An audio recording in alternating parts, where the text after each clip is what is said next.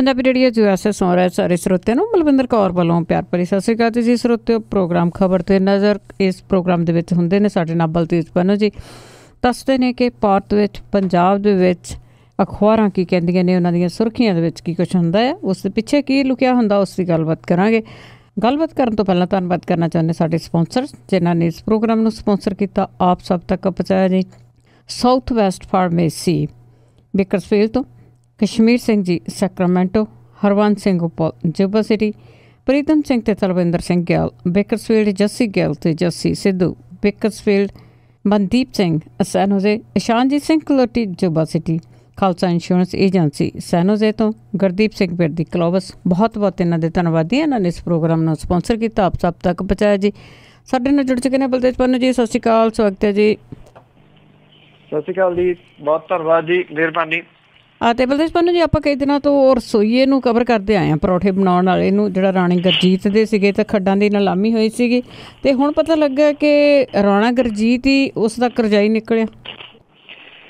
ਉਹਦੇ ਕੁਛ ਨਵੇਂ ਖੁਲਾਸੇ ਜਿਹੜੇ ਜੀ ਉਹ ਕੰਟੀਨਿਊਜ਼ ਹੋ ਰਹੇ ਨੇ। ਉਂਝ ਵੈਸੇ ਖਬਰਾਂ ਜਿਹੜੀਆਂ ਇਹ ਵੀ ਨੇ ਕਿ ਅੰਦਰ ਖਾਤੇ ਕਾਂਗਰਸ ਦੇ ਵਿੱਚ ਵੀ ਰਾਣਾ ਗੁਰਜੀਤ ਸਿੰਘ ਹੋਰਾਂ ਦਾ ਵਿਰੋਧ ਜਿਹੜਾ ਉਹ ਹੋ ਰਿਹਾ। ਬੇਸ਼ੱਕ ਅਜੇ ਨਾਮ ਤਾਂ ਲੈ ਕੇ ਸਾਹਮਣੇ ਜਿਹੜਾ ਜੀ ਉਹ ਨਹੀਂ ਦੱਸ ਰਹੇ, ਪਰ ਇਸ ਅਹਿਮ ਮੰਤਰਾਲੇ ਦੇ ਉੱਤੇ ਅੱਖ ਰੱਖੀ ਬੈਠੇ ਕੁਛ ਜਿਹੜੇ ਕਾਂਗਰਸ ਦੇ ਅੰਦਰ ਮੌਜੂਦ ਨੇ ਜੀ, ਉਹ ਇਹ ਜ਼ਰੂਰ ਕਹਿ ਰਹੇ ਨੇ ਹੁਣ ਕਿ ਰਾਣਾ ਗੁਰਜੀਤ ਸਿੰਘ ਹੋਰਾਂ ਨੂੰ ਅਸਤੀਫਾ ਤਾਂ ਦੇਣਾ ਚਾਹੀਦਾ। ਕੁਛ ਇਹ ਵੀ ਕਹੀ ਜਾਂਦੇ ਆ ਵੀ ਘੱਟ ਤੋਂ ਘੱਟ ਉਦੋਂ ਤੱਕ ਆਪਣੇ ਅਹੁਦੇ ਤੋਂ ਪਾਸੇ ਹੋ ਜਾਣ ਜਦੋਂ ਤੱਕ ਉਹਨਾਂ ਦੇ ਖਿਲਾਫ ਜਾਂਚ ਜਿਹੜੀ ਹੈ ਜੀ ਉਹ ਜਾਰੀ ਆ। ਰਾਣਾ ਗੁਰਜੀਤ ਸਿੰਘ ਹੋਰੀ ਇਹ ਗੱਲ ਕਹਿੰਦੇ ਆ ਕਿ ਨਹੀਂ, ਮੈਂ ਜਿਹੜਾ ਜੀ ਅਹੁਦੇ ਤੋਂ ਅਸਤੀਫਾ ਨਹੀਂ ਦੇਣਾ, ਨਾ ਕੋਈ ਅਹੁਦੇ ਤੋਂ ਅਸਤੀਫਾ ਮੰਗੇ। ਇਹ ਅਸਤੀਫਾ ਸਿਰਫ ਮੁੱਖ ਮੰਤਰੀ ਕੈਪਟਨ ਅਮਰਿੰਦਰ ਸਿੰਘ ਹੋਰੀ ਜਿਹੜਾ ਜੀ ਉਹ ਲੈ ਰਹੇ ਨੇ। ਪਰ ਇਹਦੇ ਉੱਤੇ ਜਿਹੜਾ ਜੀ ਨਵੀਆਂ ਚੀਜ਼ਾਂ ਉਹ ਸਾਹਮਣੇ ਆਉਣੀਆਂ ਜਿਹੜੀਆਂ ਜੀ ਉਹ ਜ਼ਰੂਰ ਜਾਰੀ ਨੇ। 26 ਕਰੋੜ ਰੁਪਏ ਦੀ ਸਫਲ ਬੋਲੀ ਦੇਣ ਵਾਲਾ ਰਸੋਈਆ ਅਮਿਤ ਬਹਾਦਰ, ਬੇਸ਼ੱਕ ਰਾਣਾ ਗੁਰਜੀਤ ਸਿੰਘ ਹੋਰੀ ਕਹਿੰਦੇ ਨੇ ਕਿ ਉਹਨਾਂ ਦੇ ਨਾਲ ਉਹਨਾਂ ਦੇ ਕੋਈ ਸਬੰਧ ਨਹੀਂ ਗੇ, ਪਰ ਕੁਛ ਜਿਹੜੇ ਹੋਰ ਦਸਤਾਵੇਜ਼ ਇਸ ਸੰਬੰਧ ਸਾਹਮਣੇ ਆਏ ਨੇ ਜਿਹਦੇ ਵਿੱਚ ਰਾਣਾ ਗੁਰਜੀਤ ਸਿੰਘ ਹੋਰਾਂ ਦੀ ਤੇ ਉਹਨਾਂ ਦੇ ਪਰਿਵਾਰ ਦੀ ਮਾਲਕੀ ਵਾਲੀ ਕੰਪਨੀ ਤੇ ਉਹਨਾਂ ਦੇ ਭਰਾ ਨੇ ਉਹਦੀ ਕੰਪਨੀ ਤੋਂ 15-16 ਦੇ ਵਿੱਚ ਕੋਈ 5 ਕਰੋੜ ਤੇ 79 ਲੱਖ ਰੁਪਏ ਦਾ ਕਰਜ਼ਾ ਲਿਆ ਸੀ, ਜਿਹਦੇ ਡਾਇਰੈਕਟਰਾਂ ਦੇ ਵਿੱਚ ਅਮਿਤ ਬਹਾਦਰ ਵੀ ਜਿਹੜਾ ਜੀ ਉਹ ਸ਼ਾਮਲ ਹੈ।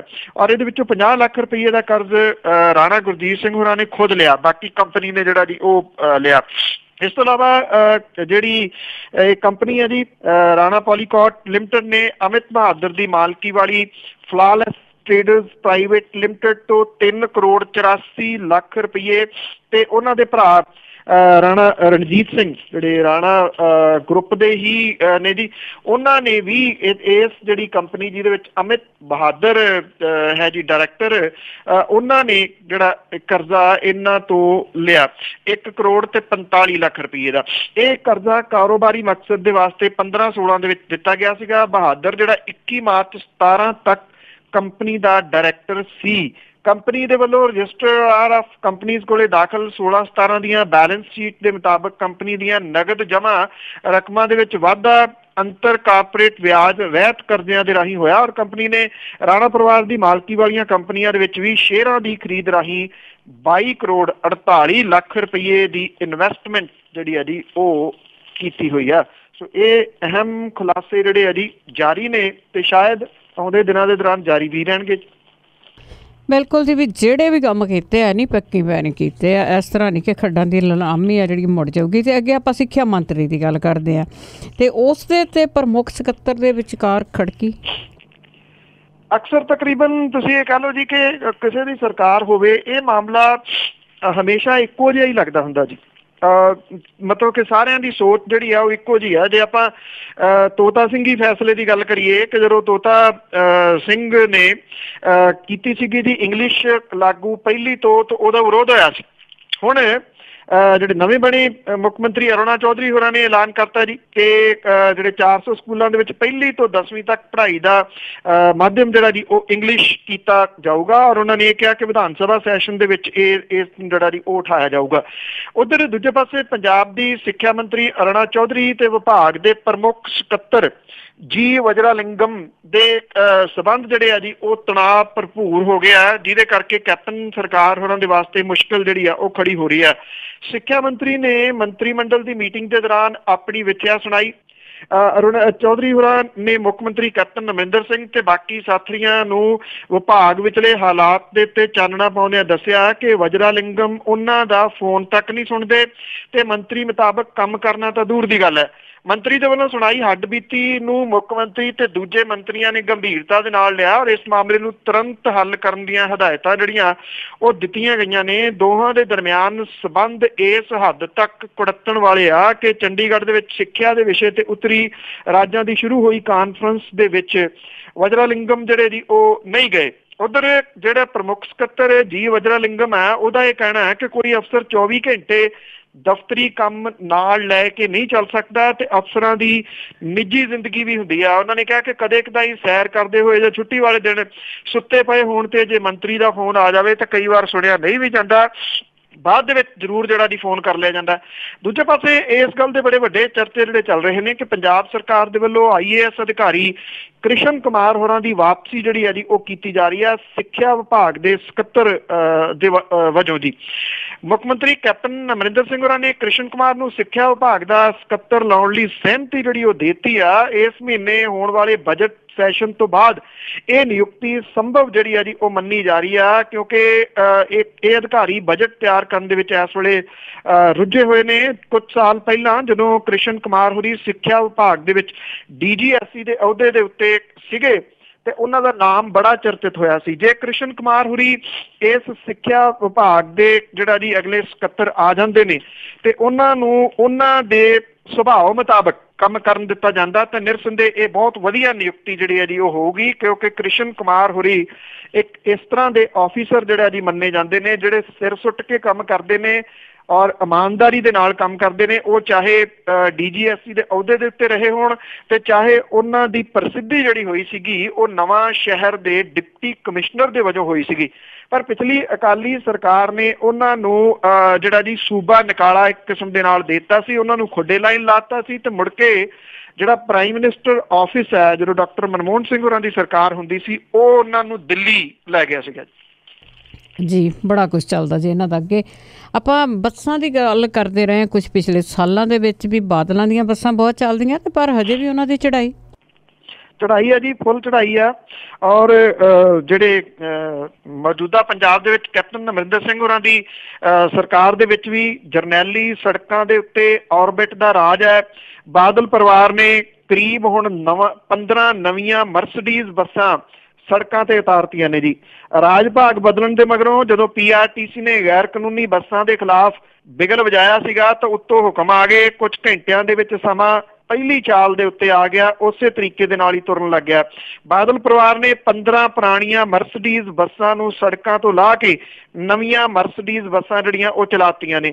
ਬਾਦਲ ਪਰਿਵਾਰ ਦੀ ਕੰਪਨੀ ਦੀਆਂ ਬਠਿੰਡਾ ਚੰਡੀਗੜ੍ਹ ਅੰਮ੍ਰਿਤਸਰ ਚੰਡੀਗੜ੍ਹ ਪਠਾਨਕੋਟ ਰੂਟ ਤੇ ਕਰੀਬ 32 ਮਰਸਡੀਜ਼ ਬੱਸਾਂ ਚੱਲਦੀਆਂ ਨੇ।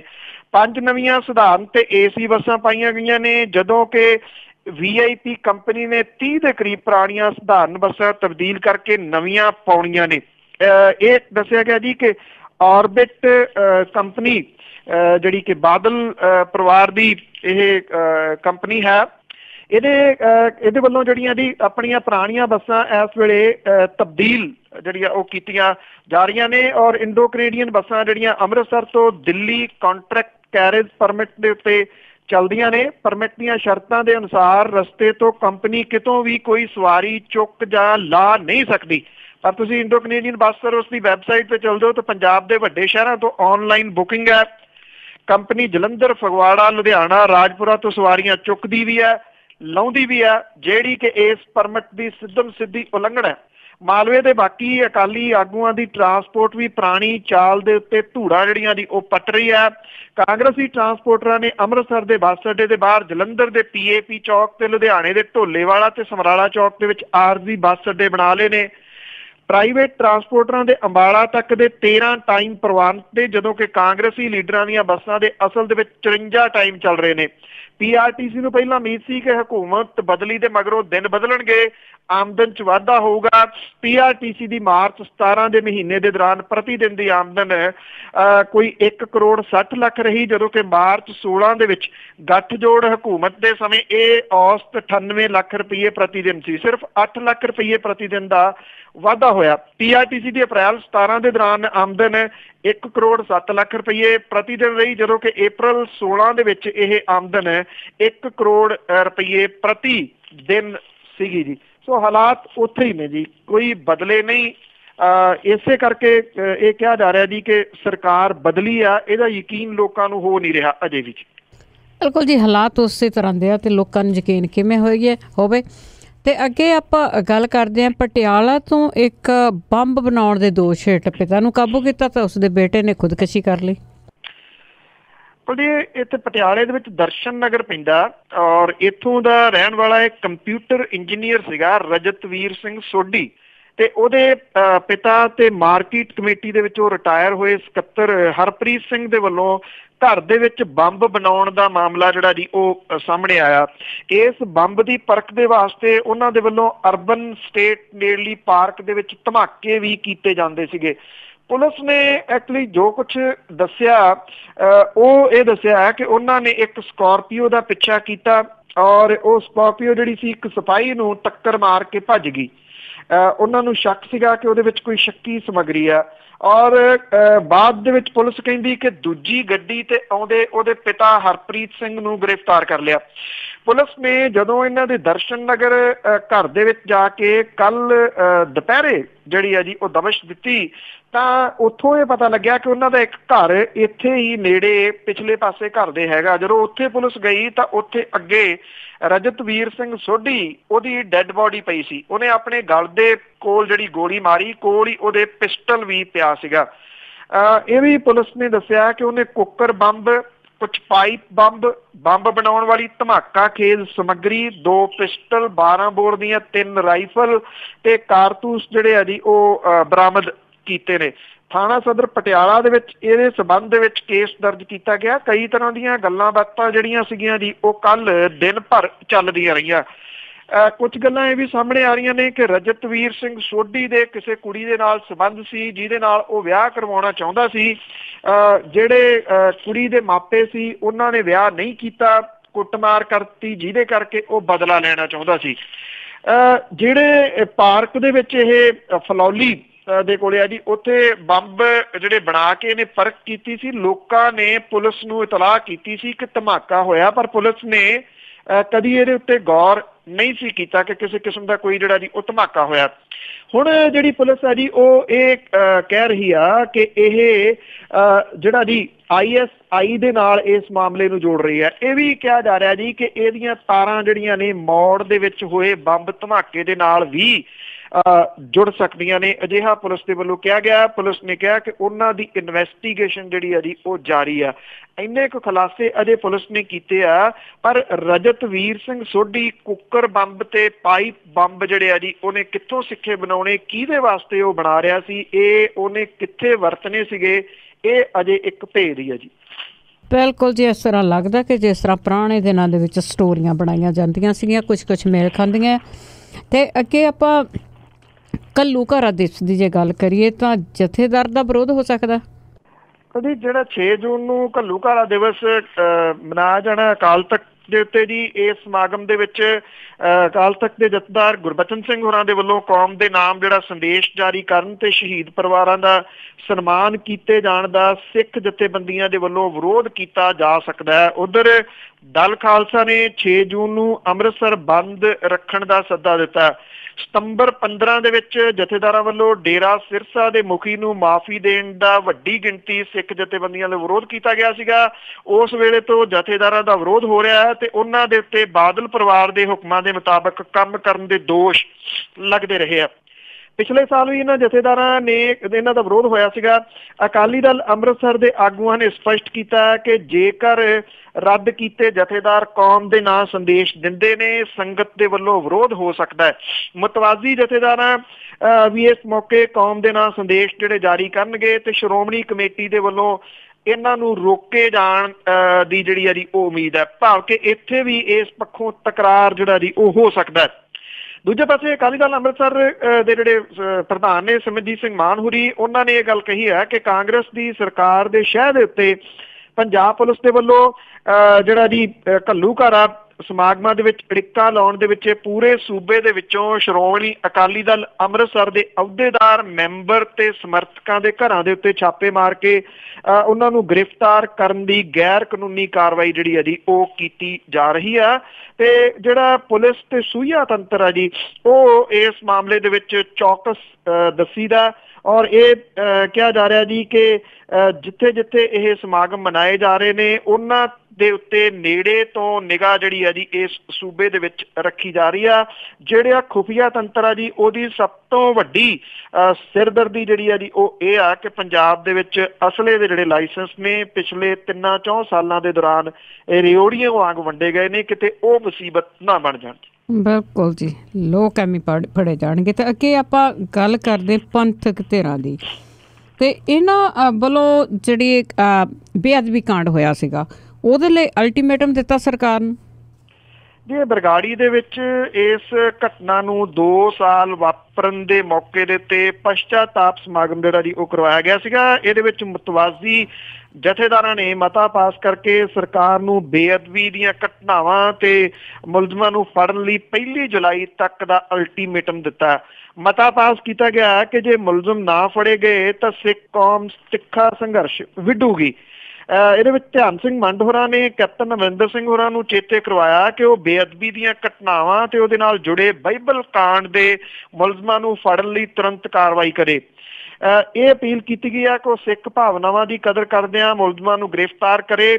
ਔਰ ਇਹਨਾਂ ਘਟਨਾਵਾਂ ਦੀ ਗਿਣਤੀ 200 ਦੇ ਕਰੀਬ ਦੱਸਦਿਆਂ ਹੋਇਆਂ ਇਹਨੂੰ ਬਾਦਲ ਸਰਕਾਰ ਦੇ ਮੱਥੇ ਦਾ ਦਾਗ ਜਿਹੜਾ ਜੀ ਉਹ ਦੱਸਿਆ ਗਿਆ।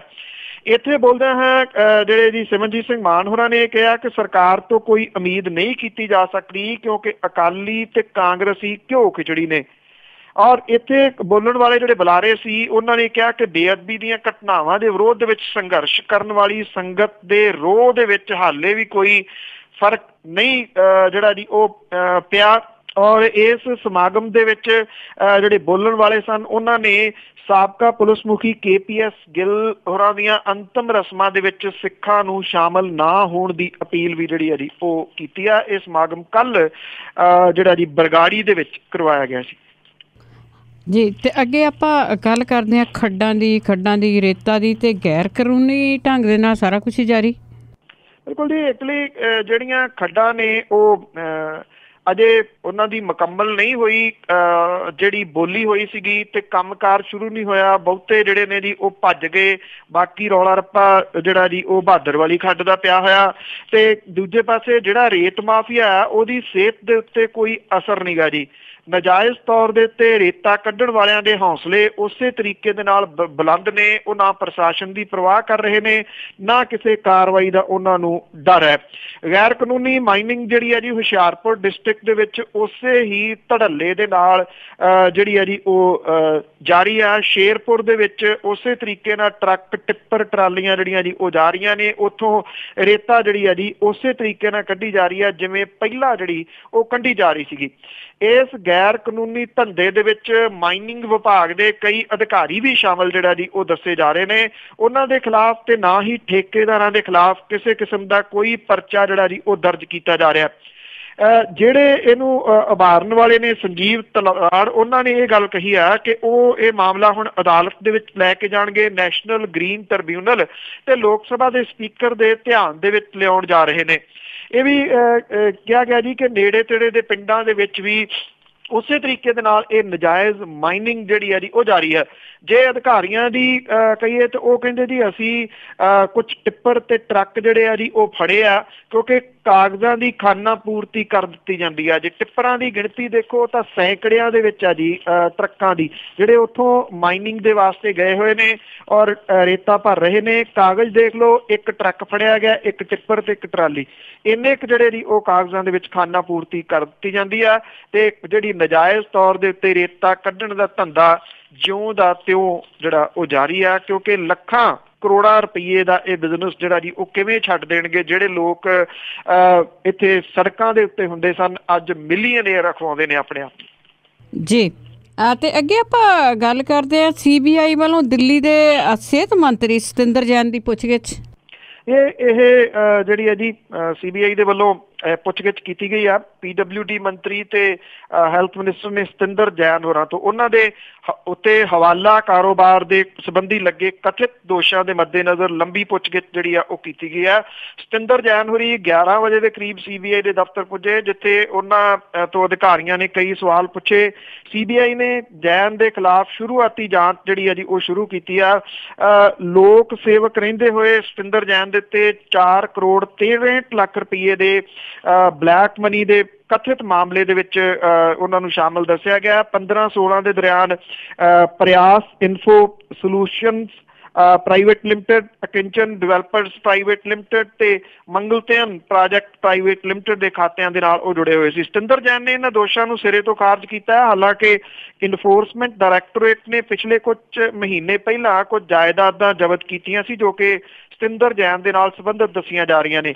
CBI ਦੇ ਵੱਲੋਂ ਜਾਂਚ ਸ਼ੁਰੂ ਕਰਨ ਦਾ ਪਹਿਲਾ ਪੜਾਅ, ਜੇ ਸਬੂਤ ਅੱਗੇ ਮਿਲਦੇ ਆ ਤਾਂ ਅੱਗੇ ਮਾਮਲਾ ਦਰਜ ਕਰਕੇ ਗ੍ਰਿਫਤਾਰੀ ਦਾ ਅਮਲ ਵੀ ਕੀਤਾ ਜਾ ਸਕਦਾ ਹੈ। CBI ਦੇ ਸੂਤਰਾਂ ਦੇ ਮੁਤਾਬਕ ਮੁੱਢਲੀ ਜਾਂਚ ਤੋਂ ਇੰਨਾ ਕੁ ਉਹਨਾਂ ਨੂੰ ਪਤਾ ਲੱਗਿਆ ਕਿ ਮੁਕੱਦਮੇ ਅਯੋਗ ਤੱਥ ਹੋਣ ਤੇ ਮਾਮਲਾ ਦਰਜ ਕੀਤਾ ਜਾ ਸਕਦਾ ਹੈ। ਕਪਿਲ ਮਿਸ਼ਰਾ ਨੇ ਕਥਿਤ ਤੌਰ ਦੇ ਉੱਤੇ ਦੋਸ਼ ਪਿਛਲੇ ਦਿਨੀ ਲਾਏ ਸੀਗੇ ਕਿ ਕੇਜਰੀਵਾਲ ਸਰਕਾਰ ਦੇ ਹਵਾਲਾ ਕਾਰੋਬਾਰੀਆਂ ਦੇ ਨਾਲ ਸੰਬੰਧ ਨੇ।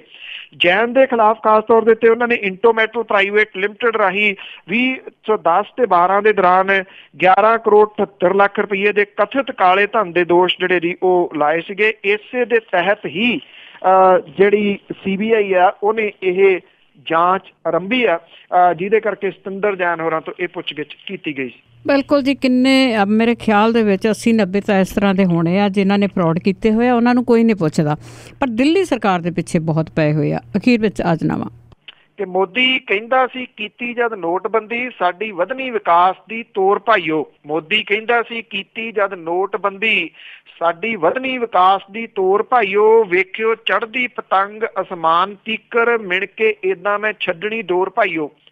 ਨਿੰਦਦੀ ਫਿਰਦੀ ਵਿਰੋਧ ਦੀ ਧਿਰ ਭਾਵੇਂ ਪਾਈ ਜਾਵੇ ਬੇਸ਼ੱਕ ਇਹ ਸ਼ੋਰ ਭਾਈਓ। ਇਸ ਦੇ ਕੋਲ ਤਾਂ ਰਹਿ ਗਿਆ ਕੰਮ ਇਹੋ ਸਾਡਾ ਲੱਗਾ ਵਿਕਾਸ ਲਈ ਜ਼ੋਰ ਭਾਈਓ।